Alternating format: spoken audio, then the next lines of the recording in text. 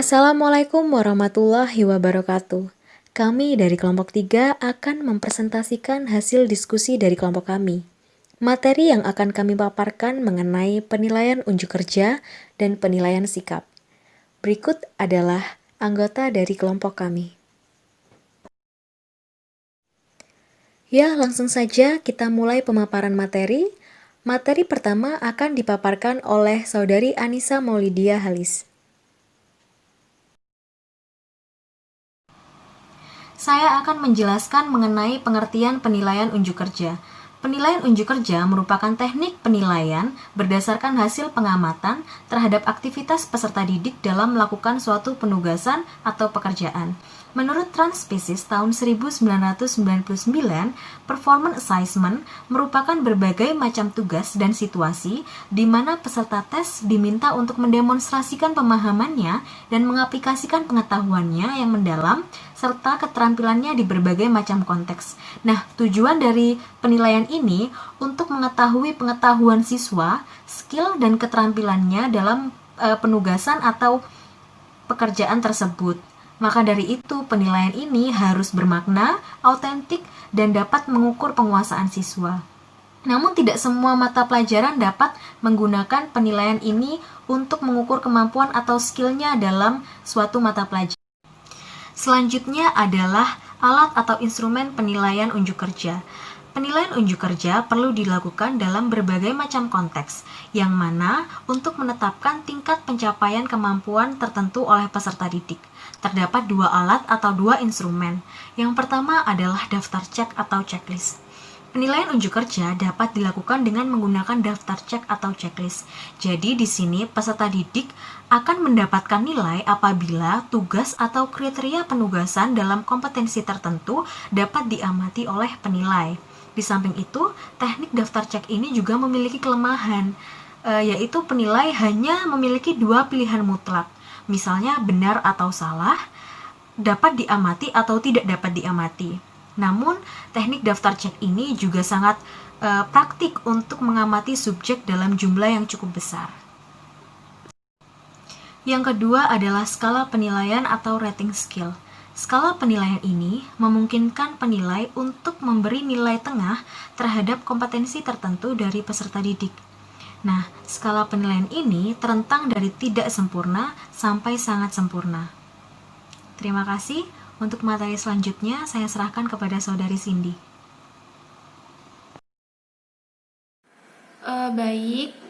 Baik di sini saya akan menjelaskan tentang kriteria alat atau instrumen penilaian unjuk kerja. Ada beberapa kriteria penilaian alat atau instrumen penilaian unjuk kerja. Yang pertama yaitu autentik dan menarik. Hal yang paling penting dalam penilaian unjuk kerja yaitu menarik dan melibatkan siswa dalam situasi yang akrab. Di sini maksudnya seperti apa sih situasi yang akrab itu? Nah, situasi yang akrab itu adalah melibatkan siswa dalam mengerjakan tugas itu dalam seperti kehidupan sehari-harinya. Maksudnya begini, siswa itu akan tertarik menyelesaikan tugas yang mana tugas tersebut bernuansa kehidupan sehari-hari mereka atau berhubungan dengan kehidupan sehari-hari mereka. Jadi itu akan menarik dan tentunya akan menarik minat siswa sendiri untuk menyelesaikan tugas tersebut. Selain untuk menarik minat atau selain terkesan menarik, juga dapat menyelesaikan tugas siswa tersebut dengan baik atau bisa dikatakan dapat memudahkan siswa menyelesaikan tugas tersebut. Seperti itu. Jadi memang kriteria alat atau instrumen penilaian unjuk kerja itu haruslah autentik dan menarik. Kemudian yang kedua itu memungkinkan penilaian individual. Jadi memang banyak kriteria alat, maksudnya alat atau instrumen penilaian unjuk kerja itu mengarah pada penilaian kelompok. Jadi perlu kita tekankan atau perlu kita ingat bahwa alat atau instrumen penilaian unjuk kerja itu haruslah bisa melakukan penilaian secara individual. Jadi harus imbang, tidak hanya mengarah pada penilaian kelompok saja, akan tetapi juga harus memungkinkan penilaian secara individual, seperti itu. Kemudian yang ketiga itu memuat petunjuk yang jelas. Jadi kriteria alat atau instrumen penilaian unjuk kerja itu harus memuat petunjuk yang jelas. Alat atau instrumen unjuk kerja haruslah memberi petunjuk yang jelas, lengkap, tidak ambigu, dan juga tidak membingungkan siswa. Karena petunjuk tersebut harus memberikan penjelasan mengenai kegiatan atau tugas yang akan dilakukan oleh siswa itu sendiri. Jadi memang harus jelas. Kalau tidak jelas akan mengakibatkan siswa itu merasa kebingungan dalam menyelesaikan tugas tersebut. Seperti itu. Nah, untuk slide selanjutnya saya akan menjelaskan tentang langkah-langkah membuat penilaian unjuk kerja. Menurut Huta Barat, langkah-langkah membuat penilaian unjuk kerja yaitu sebagai berikut. Yang pertama, identifikasi semua langkah penting atau aspek yang diperlukan atau serta segala hal yang mempengaruhi hasil akhir.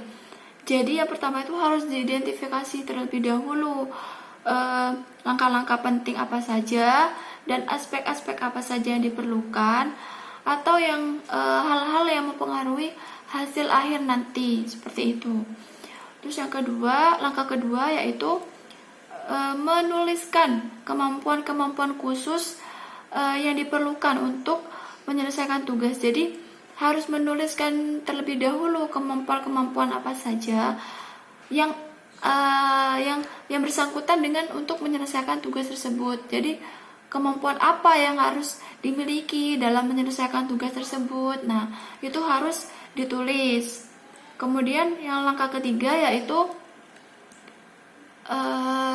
mengusahakan kemampuan yang akan diukur itu tidak banyak. Jadi kemampuan-kemampuan siswa yang akan diukur, kemampuan-kemampuan yang akan diukur itu janganlah terlalu banyak.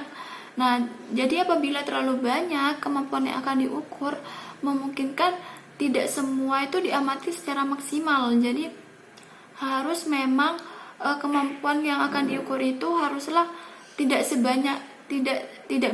Jadi agar semua itu bisa diamati, seperti itu. Jadi harus ada batasan kemampuan yang akan diukur itu agar semuanya bisa diamati. Kemudian langkah yang keempat yaitu mengurutkan kemampuan yang akan diukur berdasarkan urutan yang akan diamati. Jadi yang langkah keempat ini memang harus diurutkan kemampuan yang akan diukur dengan hal-hal yang akan diamati, itu harus diurutkan. Nah, kemudian langkah yang terakhir itu bila menggunakan skala rentang itu diperlukan kriteria di setiap pilihan. Nah,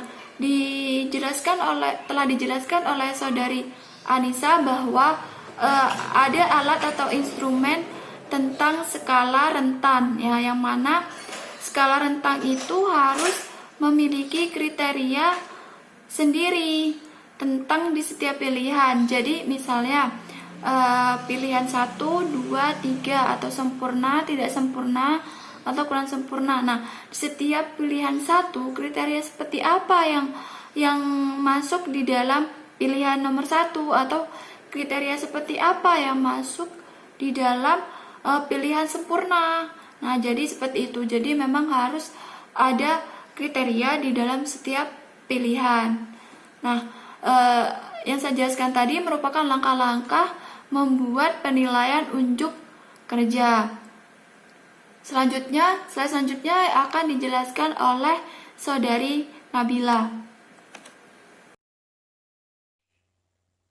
Selanjutnya saya akan menjelaskan tentang konsep penilaian sikap.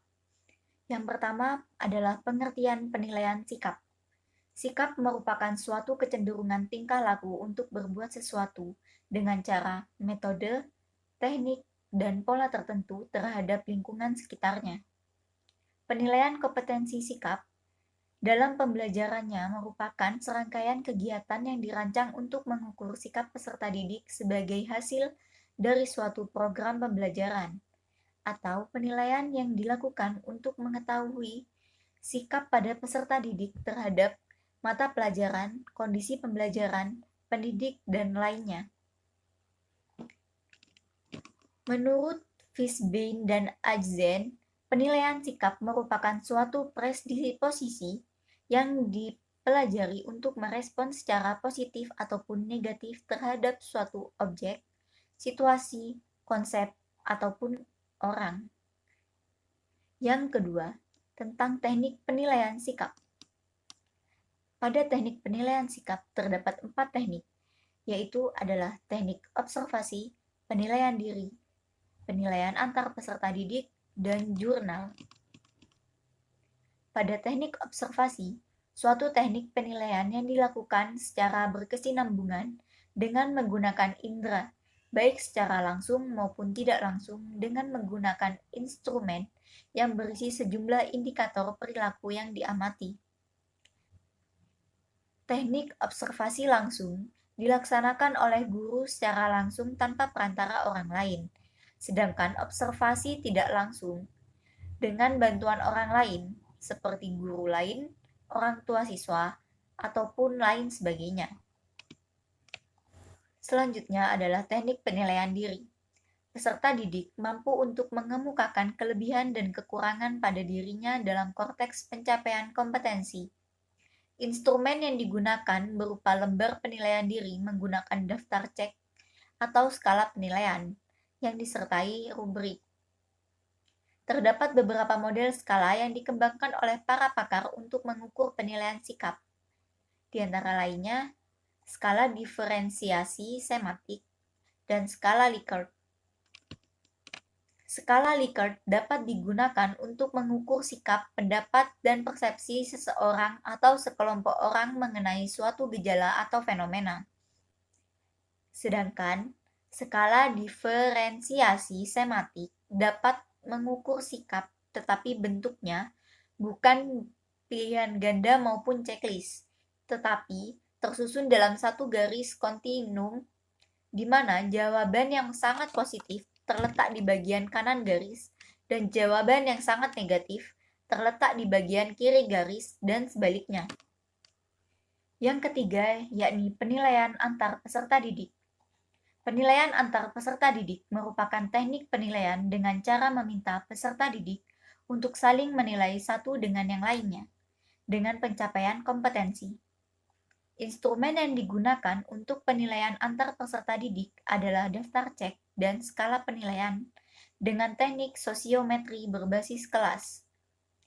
Dan yang terakhir adalah penilaian menggunakan jurnal.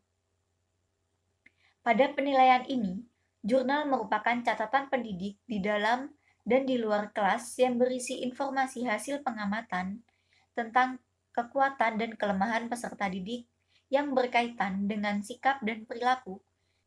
Dan yang terakhir, penilaian menggunakan jurnal. Pada penilaian ini, jurnal merupakan catatan pendidik di dalam dan di luar kelas yang berisi informasi hasil pengamatan tentang kekuatan dan kelemahan peserta didik yang berkaitan dengan sikap dan perilakunya. Materi selanjutnya akan disampaikan oleh Saudari Buyung.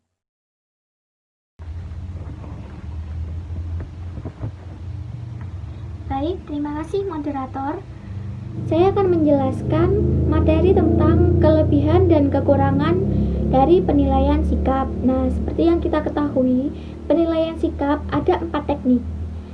Yang pertama, teknik observasi, dan yang kedua, penilaian diri, ketiga, penilaian antar peserta didik, serta yang terakhir yaitu jurnal. Nah, dari keempat teknik ini memiliki kelebihan dan kekurangannya masing-masing. Yang pertama, teknik observasi. Kelebihannya adalah dapat menilai sikap dari data secara rinci atau lebih mendalam. Nah, untuk kekurangannya sendiri yaitu dalam teknik observasi kita memerlukan waktu yang lama dalam melakukannya. Kemudian yang kedua yaitu penilaian diri. Untuk kelebihannya yaitu menumbuhkan rasa percaya diri kepada para siswa atau peserta didik. Nah, selanjutnya untuk kelebihannya yang lain yaitu dalam penilaian diri kita dapat mengetahui kekurangan dan kelebihan dari kita sendiri. Karena metode ini memfokuskan pada introspeksi diri. Nah, untuk kekurangannya yaitu di dalam penilaian diri ini pelaksanaannya rentan terhadap subjektivitas guru. Untuk selanjutnya, penilaian antar peserta didik. Nah, penilaian antar peserta didik ini memiliki kelebihan yaitu peserta didik dapat termotivasi untuk berbuat jujur dan objektif dalam melakukan suatu hal. Nah, untuk kekurangannya yaitu sulit merumuskan instrumen pada penilaian peserta didik. Yang terakhir adalah teknik jurnal. Teknik jurnal ini memiliki kelebihan yang asli, objektif, dan lebih tepat untuk memahami peserta didik. Sedangkan untuk kekurangannya yaitu dalam teknik jurnal ini kita perlu kesabaran dalam menanti munculnya peristiwa sehingga dapat mengganggu tugas guru karena pencatatan dalam jurnal ini harus dilakukan secara spontan dan harus segera agar objektivitasnya tidak berkurang seperti itu. Untuk selanjutnya ada contoh-contoh dari penilaian unjuk kerja serta penilaian sikap. Seperti yang ada di slide, yang pertama yaitu daftar cek atau checklist. Di sini kita sebagai guru dapat menilai menggunakan centang dalam aspek apa yang dinilai, entah itu baik dan tidak baik. Di sini saya menggunakan pengamatan atau pengamatan dalam pembacaan puisi. Kemudian yang kedua, skala penilaian atau rating scale. Di sini kita dapat menjumlah contohnya saja, nomor yang ada di slide yaitu nomor 1, 2, 3, 4 diisi sebagai aspek apa yang harus dinilai, entah itu aspek dari penghayatan dan ekspresi dalam pembacaan puisi.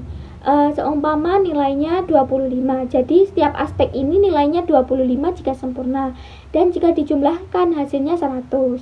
Contoh, penghayatan dan ekspresi dalam pembacaan puisi memiliki nilai 25. Kemudian gerak meliputi mimik, gestur, dan pantomim itu memiliki nilai 20. Nah, kejelasan artikulasi itu 25, intonasi dan penekanan itu 25, dan sedangkan pemilihan judul puisi ada 25. Jadi begitu kita jumlahkan hasilnya akan bertemu. Itu. Kemudian contoh penilaian sikap, ada teknik observasi. Tabelnya seperti yang sudah di slide ya. Ada indikator sikap yaitu keterbukaan, ketekunan, kerajinan, tenggang rasa, keramahan, kerjasama, tanggung jawab, dan juga di akhir ada jumlah skor. Dalam indikator sikap ini dapat berubah sesuai apa yang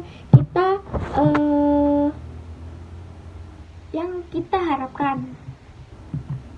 Kemudian selanjutnya contoh penilaian sikap. Nah, penilaian ini yang mengisi adalah siswa sendiri. Jadi kita hanya memberikannya kepada siswa dan siswa harus menjawabnya secara jujur.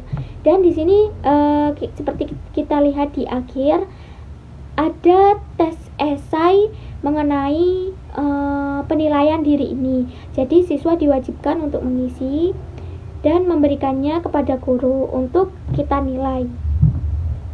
Seperti itu penjelasan dari saya. Materi terakhir saya kembalikan kepada moderator. Terima kasih.